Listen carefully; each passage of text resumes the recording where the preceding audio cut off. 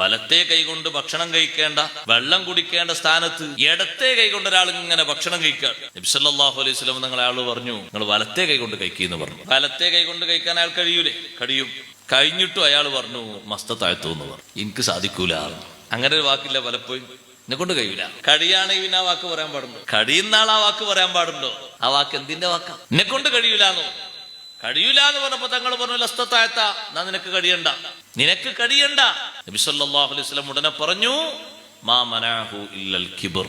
ഇടത്തെ കൈകൊണ്ട് ഭക്ഷണം കഴിക്കുന്ന മനുഷ്യന് വലത്തെ കൈകൊണ്ട് കഴിക്കണം എന്ന് ഞാനൊരു ഹക്ക് ഉണർത്തി കൊടുത്തപ്പോ സ്വീകരിക്കാൻ കഴിയൂലേ? കഴിയും. കൈയിനാവതില്ലേ? ഉണ്ട്. ഉണ്ടായിട്ടും അയാളെ മറുപടിയാണ് എനിക്ക് കഴിയൂല. അത് കഴിവില്ലാഞ്ഞിട്ട് പറഞ്ഞതല്ല, കൈയിനാവതില്ലാഞ്ഞിട്ട് പറഞ്ഞതുമല്ല, സത്യത്തെ നിരാകരിച്ചതാണ്. അപ്പൊ അതിനാ തങ്ങൾ പറഞ്ഞത് എന്നാ നിനക്ക് കഴിയണ്ട. പിന്നെ ആള് ആ വലത്തെ കൈ വായിലേക്ക് ഉയർത്തിയിട്ടെന്നല്ല. മാ മനാഹു ഇല്ലൽ കിബ്ർ. കിബ്ർ അല്ലാതെ ആ വിഷയം അംഗീകരിക്കാൻ അയാളെ വിസമ്മതിച്ചിട്ടില്ല. കഴിയാവുന്ന ഒരു കാര്യത്തിന് കഴിയൂല എന്ന് പറയുന്നത്. ഒറ്റക്ക് കഴിയൂലെങ്കിലും പരിശ്രമിക്കാം. 2-3 ആളുകൾ കൂടി ഉണ്ടെങ്കിൽ നമുക്ക് എല്ലാവർക്കും കൂടി നോക്കാന്നാ പറയേണ്ടത്. ഒറ്റക്ക് തന്നെ ഇതിനെക്കൊണ്ട് കഴിയോ?